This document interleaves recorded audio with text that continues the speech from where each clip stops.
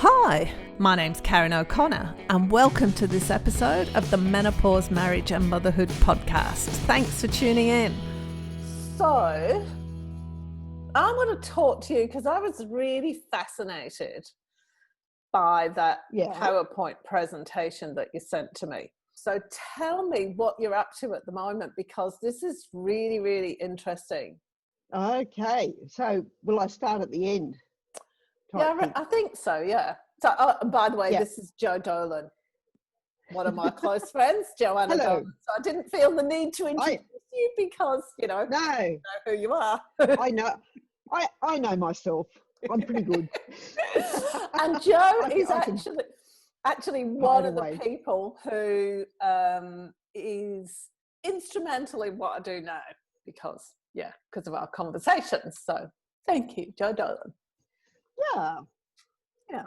It's all about words, isn't it? And well, the presentation you mentioned is something I did on Wednesday for an Armidale Business Women's Networking group, and I was talking about the memory of words and how words affect different parts of our lives and things like that. And important words for me include death, and they include black holes.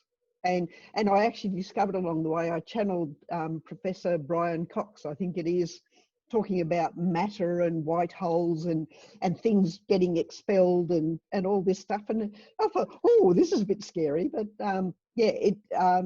to me, it coloured the picture of the places I go from time to time, the highs and the lows, and definitely preferring the colours in the middle of the spectrum rather than either end. So that's me. And the project that I'm working on now, I've got a pilot ready to start, where I want people to tell their stories, because we should all be heard. We all have quite a few stories probably, and if we don't tell those stories, then other people won't know where we're coming from, what we're thinking, and more importantly, future generations won't know. And I would love for my great-grandkids to know what I thought about different things and how I experienced events that happened in my life. That's really interesting that you say that, because one of the things that I'm always, you know that I've started this podcast and the blog and everything to get people's stories, because I find people's stories fascinating. But to me, I've always felt that I need to know people's stories so I get the context of who they are and where they're coming from, you know?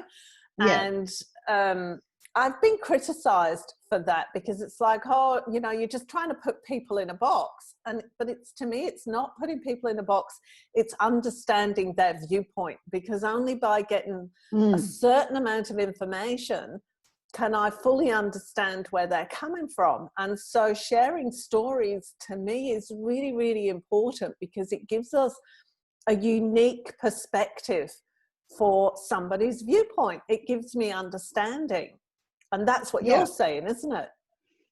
Absolutely what I'm saying. But the other thing that I've discovered on this, I hate the word, but journey or whatever it is, it's just, okay. I know, right? I know. One of the things I've discovered now that I'm 60 years old is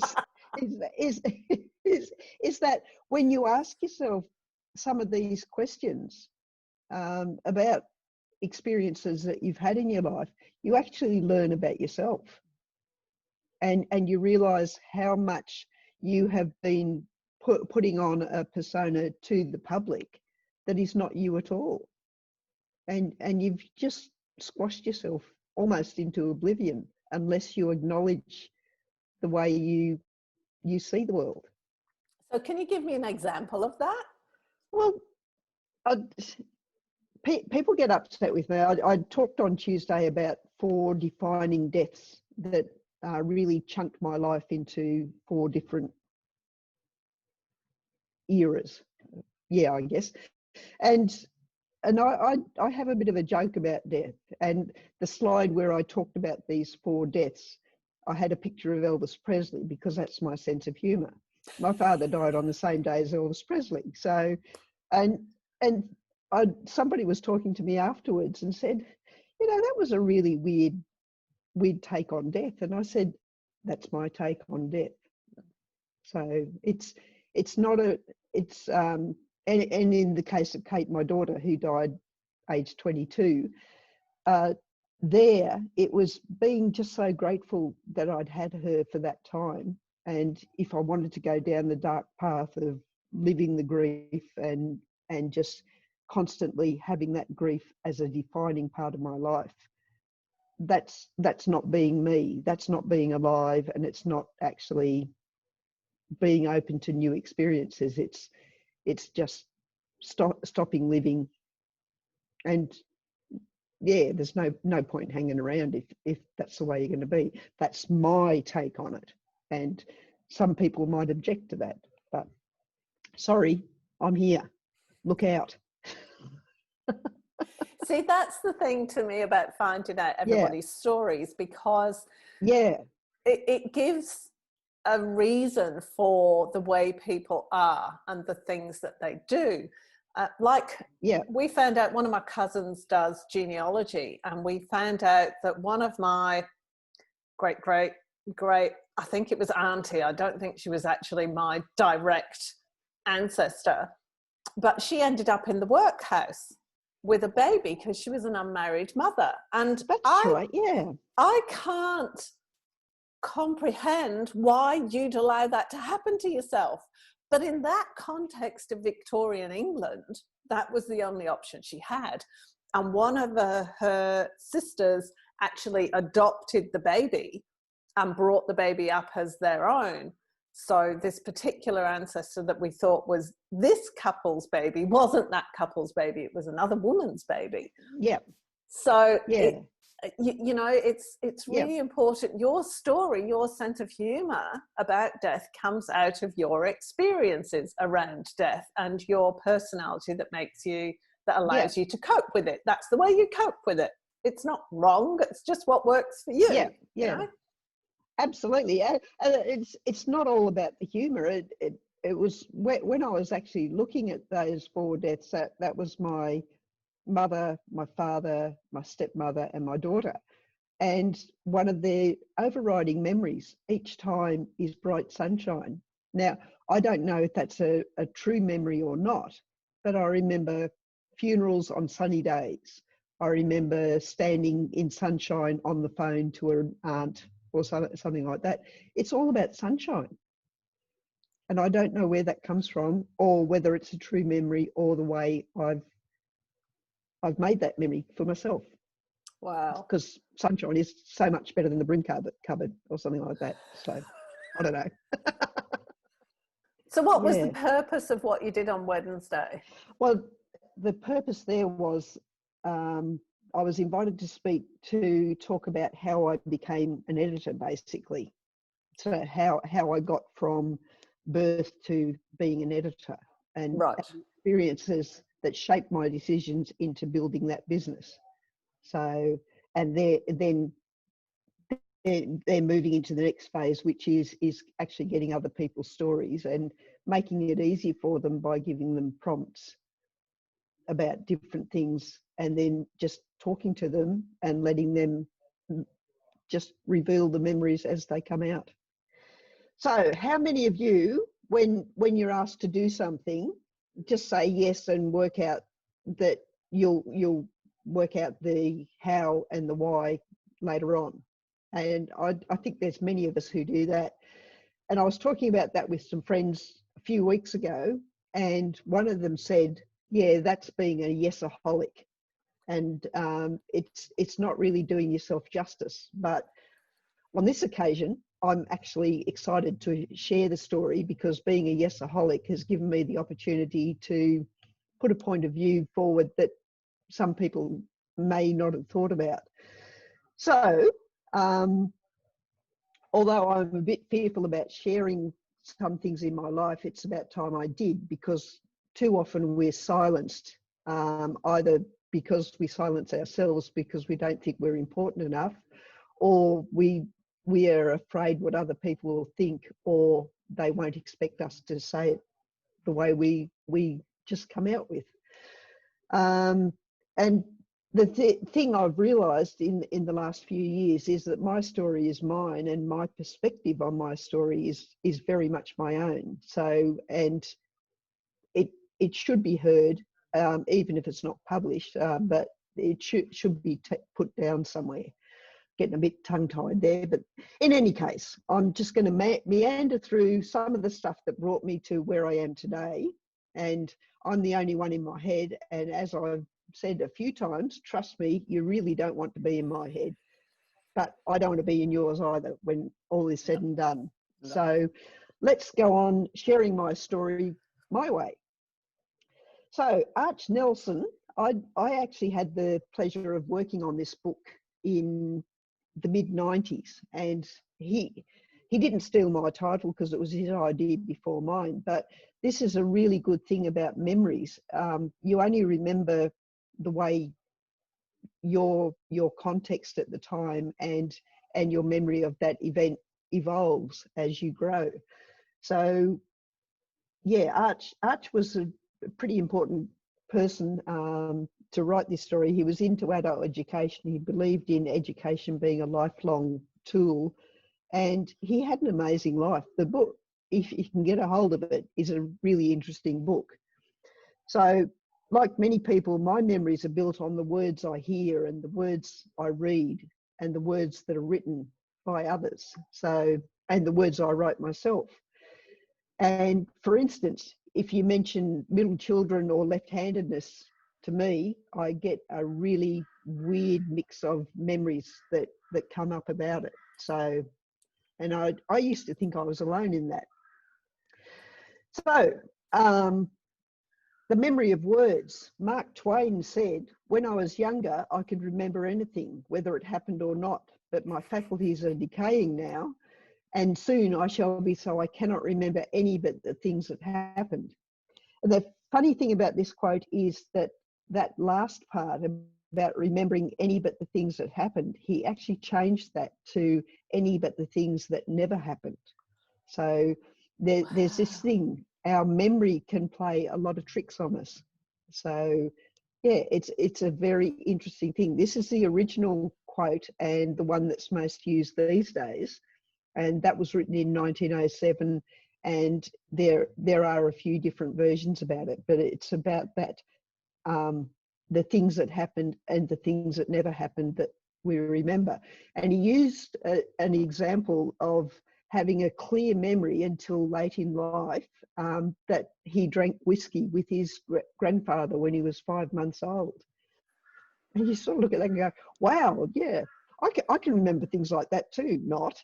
So, and I've got my own example. I don't have a memory of it, but the story goes that my fear of dogs stems from an incident on a beach when I was about 6 months old.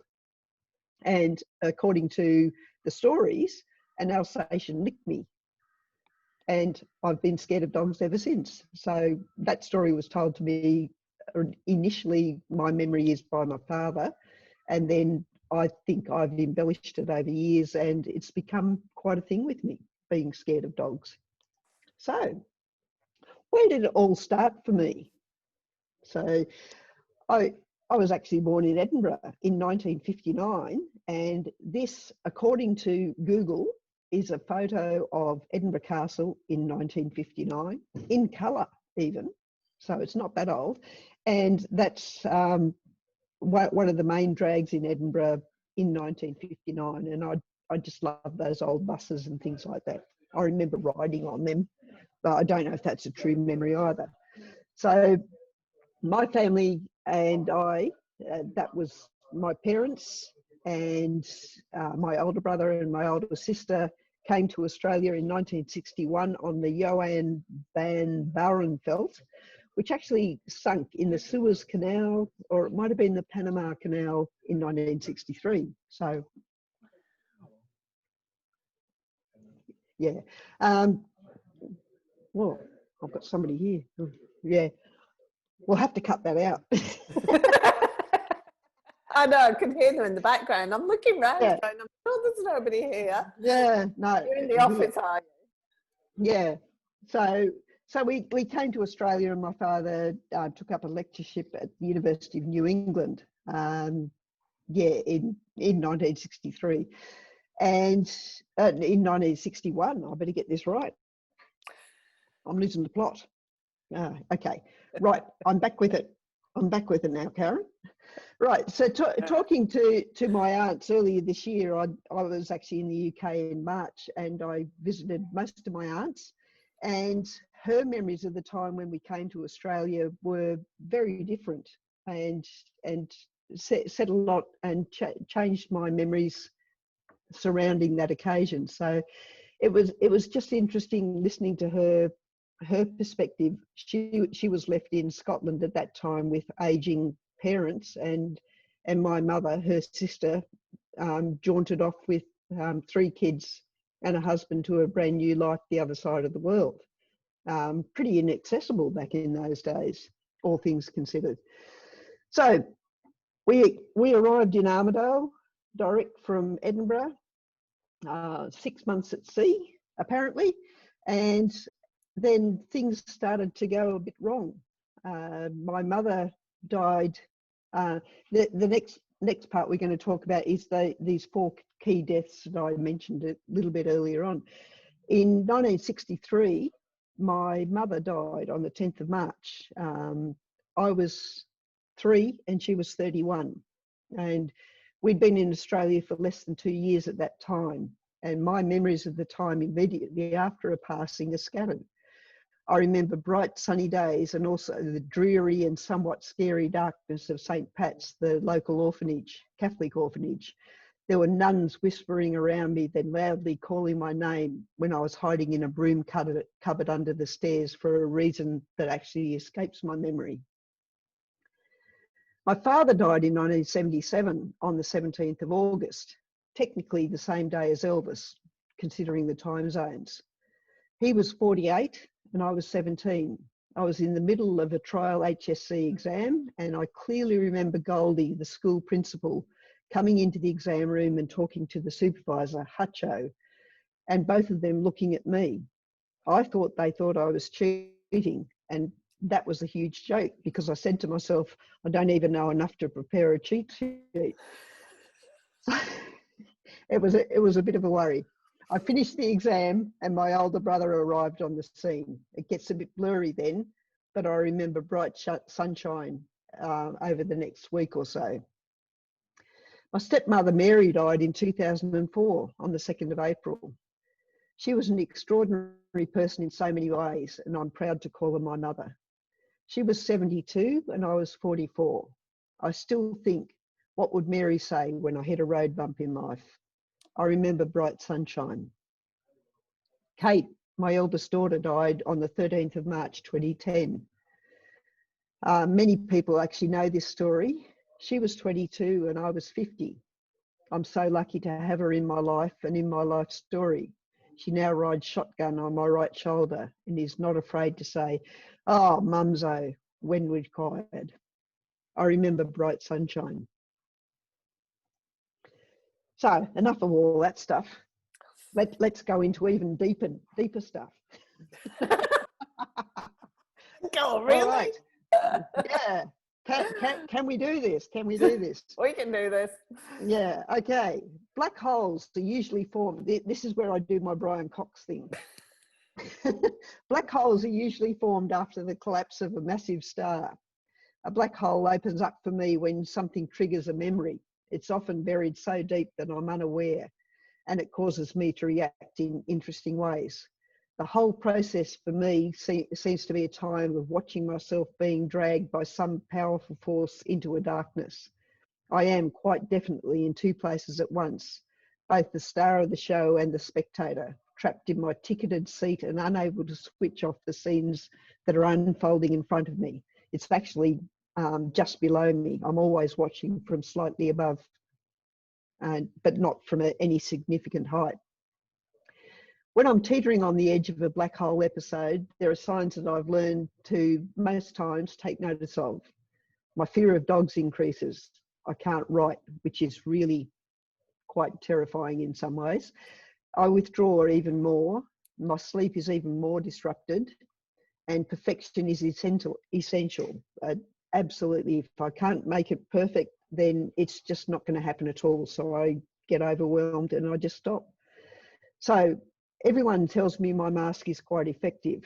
These days, I'm lucky to have friends who pick up on the signs, even if I haven't myself. I'm also lucky because I know now that addressing the signs early can save weeks and months of appearing to be holding it all together. I told you that mask was effective, while I'm actually letting everything slide. I know I'm lucky. Talking, physical activity, and breaking through that inability to write because perfection doesn't come on the first draft are what the things that bring me back. So, according to many astrophysicists, here we come back to Brian Cox again, the opposite of a black hole is a white hole. While black holes don't let anything escape from their surface, white holes are eruptions of matter and energy, and nothing can get inside them. To be honest, I don't think I want to go to either end of the spectrum. It's a good thing that life isn't a simple case of the black and the white. It's all those colours in between that make your life so different and diverse. So that is enough of all that stuff, isn't it? Although I do like the Brian Cox stuff because I can actually see him explaining all that white so do hole I. stuff. I'm like, no, Yeah, carry on. Yeah. Anyway, let's bring this baby home. I've wandered through a variety of jobs in my life, and I use the word wander intentionally. And remember, it's all to do with the memory of words. I've enjoyed every job that I've done, and the pay was definitely useful, and the connections with others a steadying influence along the way, and the learning enormous value. Amongst other things, I've been a dishwasher, a bank officer, a tea lady, a clarinet teacher, an admin assistant, a checkout chick, a public relations officer, and a few other things along the way. I probably hit my stride when I completely fell apart in the mid-2000s though.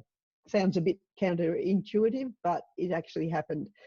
And while I was on the road to recovery, I lost or chose to leave behind a lot of things that I thought defined me at that time. Geographically, I stayed in place, but I moved into myself and I began to nurture those things that particularly interested and resonated with me. So I did start looking within. I'd had a hobby business for many years, but being virtually unemployed, I needed to find something that would put bread and butter on the table consistently. A sign saying drivers wanted launched me into a career as a taxi owner-operator.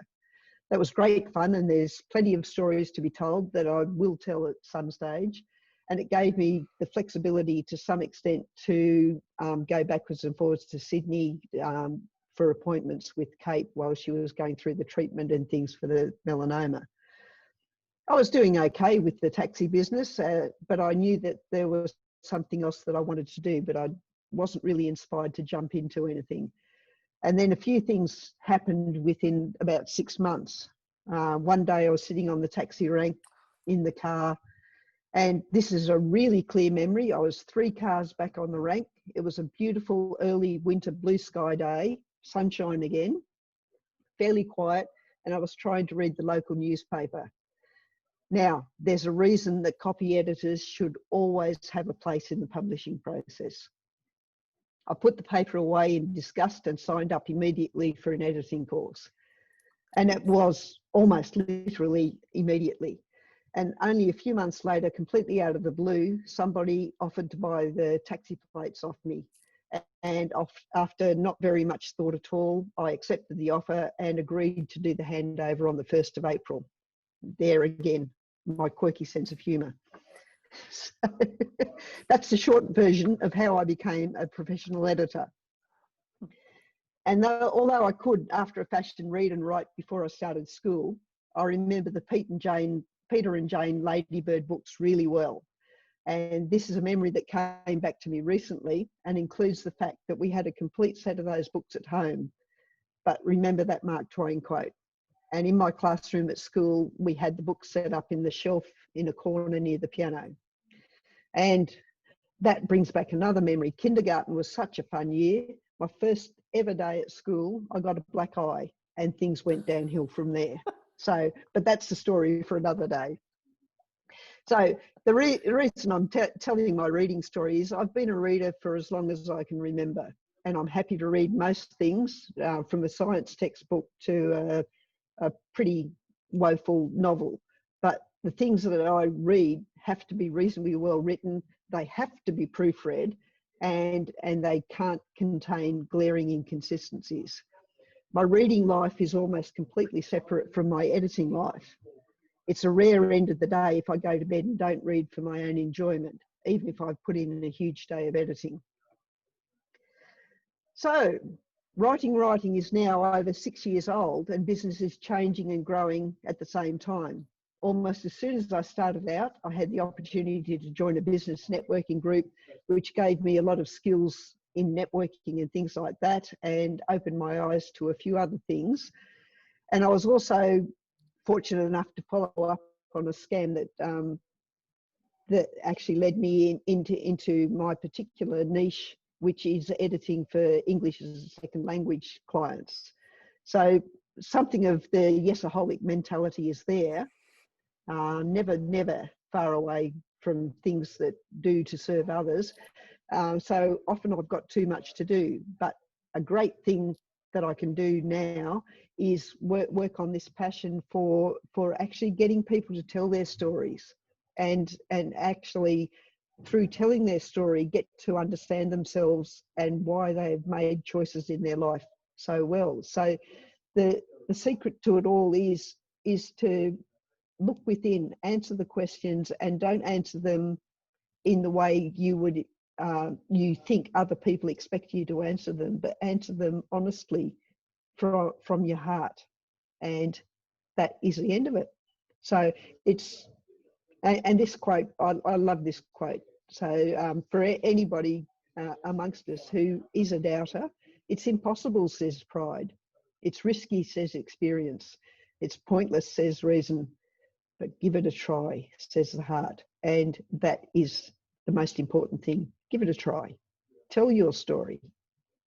So that was absolutely brilliant. So, you know, since probably, when did I first meet you? Whenever, and then about 12 months after that, you started talking about what was then called Write Your Life. Yeah, which was basically to get people to share their life stories or parts of their life stories and get it down for posterity. I was going to say get it written down, but it's not necessarily written down, is it? And this has kind of stepped up from there, hasn't it? No.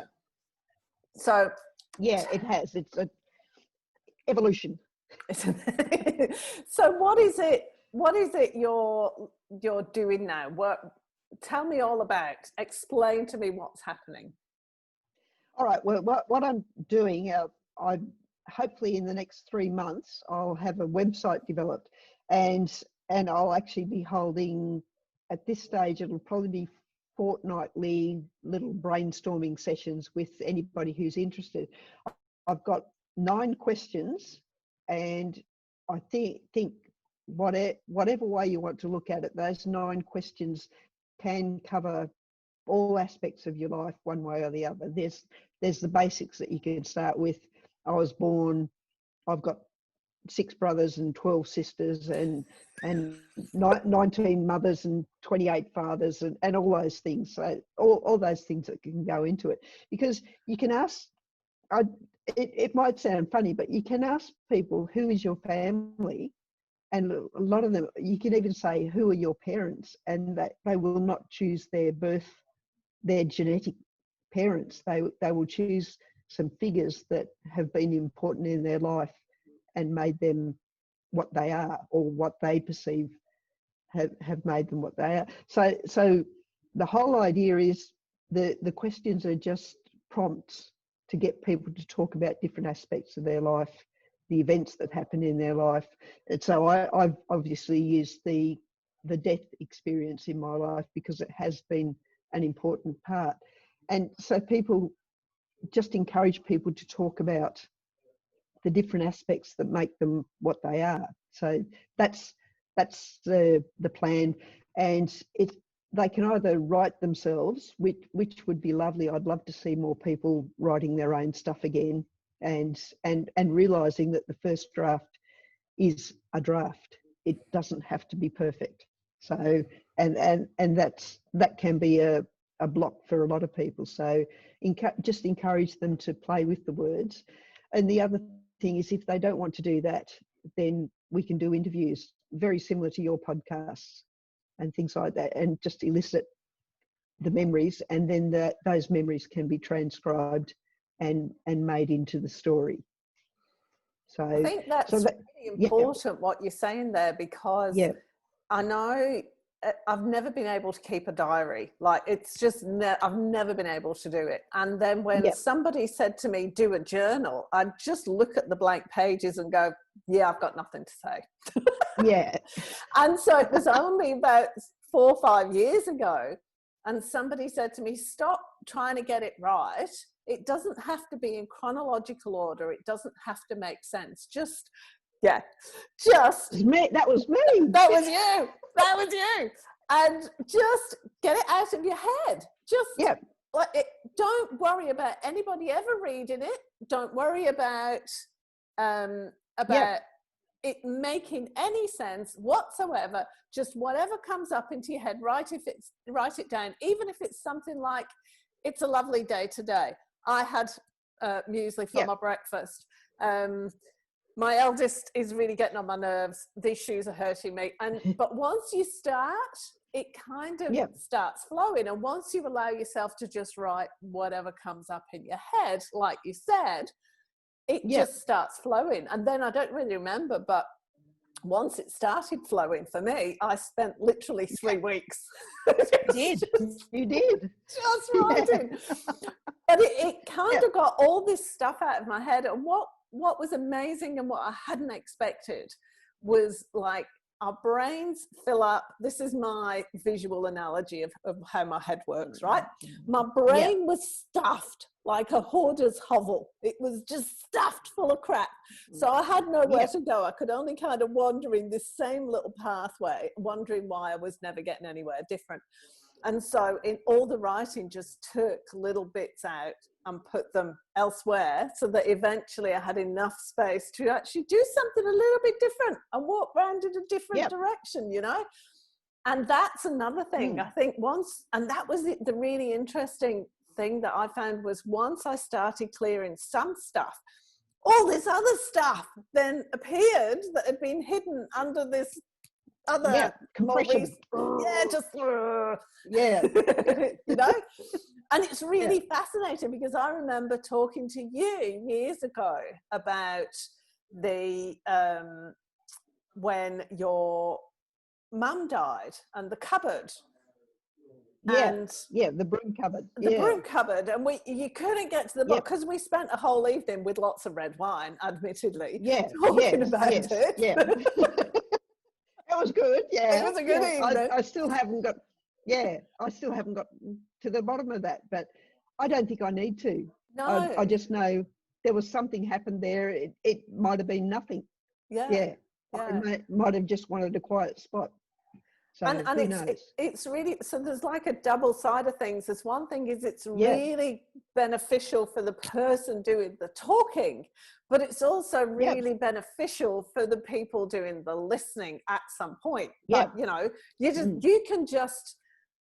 can take all of that jumble of stuff that comes out of somebody's head, if they choose, and make it into a logical progression of stories. Can you? Yes. That's one of the things that you do. Logical doesn't necessarily mean chronological, because that's not the way our memories work. So one memory, you can deal with that one memory, and it will prompt you to remember other things. It's like you said, once you get some of that shit out of your head, then you've got room for other shit. So it's the same as that theory of breathing. You know, you breathe out the bullshit and breathe in the good shit. So I love that. So you don't have to put that in if you don't want to, but it's that same concept. You don't know what's going to come up once you've got rid of one memory and actually put it in its place, which might be just down on paper. That's its place, and it's dealt with, and you can forget about it, and you've got room. You're more open for other things to come in. Yeah, and the point you made about compression is, I hadn't really gotten that before, but when you lift something off, what it was pressing down on then kind of bubbles up to the surface or expands, and you can go, oh, look, I can get a hold of that now and put that one elsewhere as well. So you just become so much lighter. Yeah, and I just have this vision of when you're telling these stories, you've got that bookshelf like kindergarten where the Peter and Jane books are on the shelf, and the shelf is just growing with the books. As more and more memories come out, you can shelve them, and you can pick one down. If you want to remember it again, you can pick it down. There's your memory. That'd be really fascinating, because I bet every time you brought down that little memory, something else would become attached to it that you hadn't considered before. And that's what I think, because every time you read those Peter and Jane stories, you learn words in a different way. And it goes back to, I really should study this properly, because I'm not a professional in this area, but I'm told that every time you remember something, it's the first time you remember it, because you're remembering it slightly differently every single time. That one memory. And I find that fascinating. I'm just, whoa, really? Yeah, so do I. So if you wrote something down, if you wrote a memory down and then you went back to it 5 years later and you go, no, that's not what happened. Wow. So I probably, the factual stuff will probably stay in place, but how you experience the memory changes over time, because you've got more life experience, and your perspective has probably changed. So, and I think a lot of people, interestingly, talking about it, a lot of people, their perspective of things has changed because of the pandemic and what it's doing to social structures and to a whole way of thinking about how things should be done and how things could be done. The other thing is, you don't need to be any good at writing. No, you don't at all. Don't have to be, because I had it in my head that I was no good at writing. I absolutely had it in my head that I was no good at writing. And, to be fair, you're brilliant at writing. Oh, thank you. But if I hand one of my pieces to you, you'll go, well, that grammar's wrong and you use the wrong punctuation there and whatever. But incorrect. I'm going to pull you up right there, because that's the beauty of my form of editing, is I'd like to keep the writer's voice. Yes. So if I'm editing academic stuff, it's slightly different, but I still like to keep the writer's voice. But when we're doing your personal stuff, I'll correct the spelling and I'll put in commas if I think it's necessary, but I'm not going to lose the writer's voice. Or take the commas out. I refuse to do that.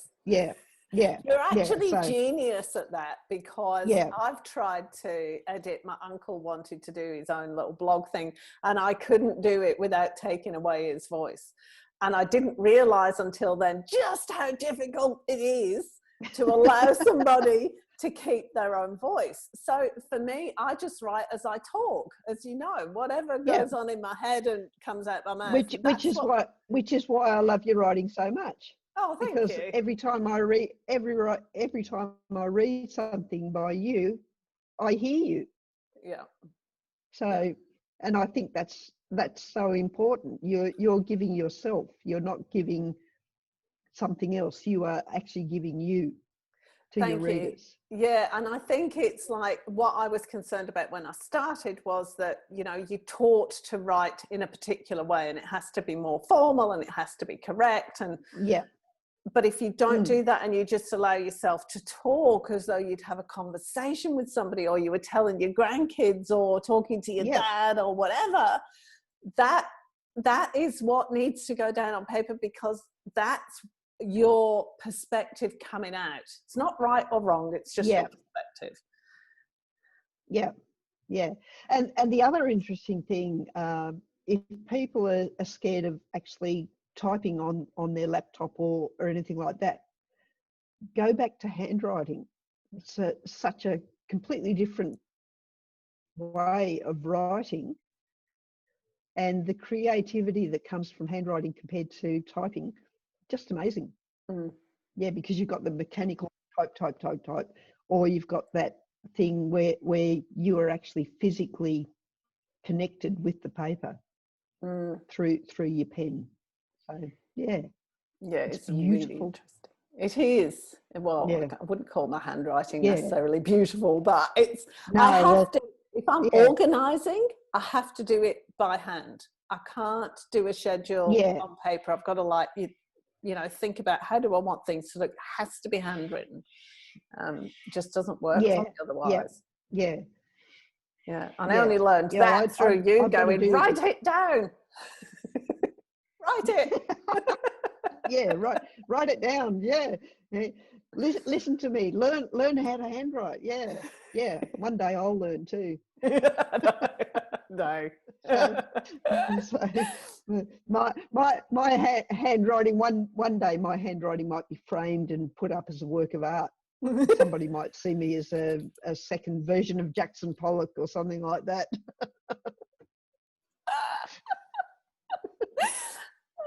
Oh dear. I think that So it's sort of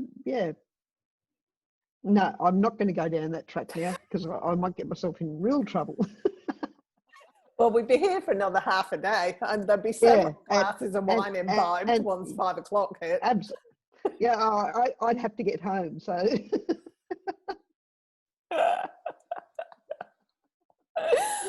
So I could imbibe. We should have made this for later on tonight. So I could have. A bad idea. Really bad idea. I know what our conversations get into.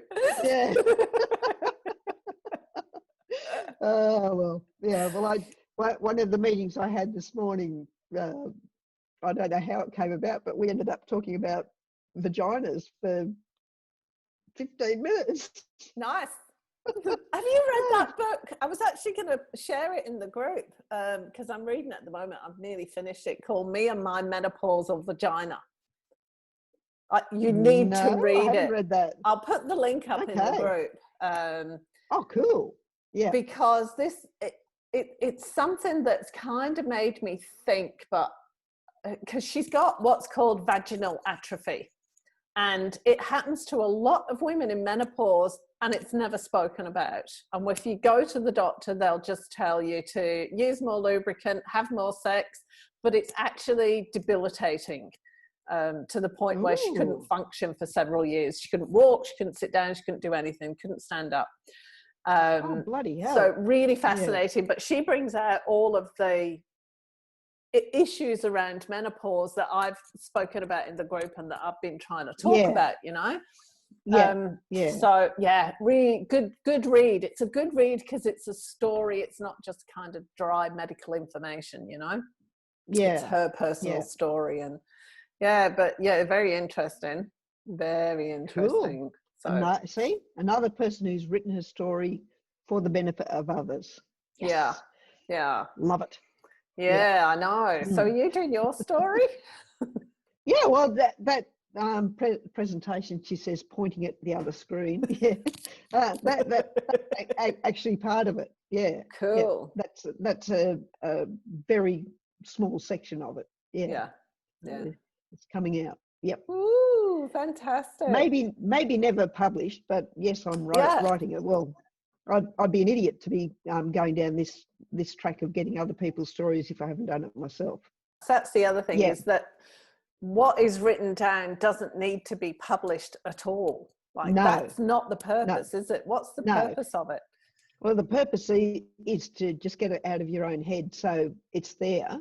And if you want, you can actually leave it in your will to 2 generations down the track, or whatever. Yeah. Or so it just might never go anywhere. It's just for you. So the website's like completely secure, isn't it? So the information that's in there just stays in there. You're the only one who has access to it. So it's not like anybody can go in there and look at it. No. You're not sticking it up on the internet. No. The only person who has access to that is the person with the password to get in. Right. Yeah. And when will it be ready?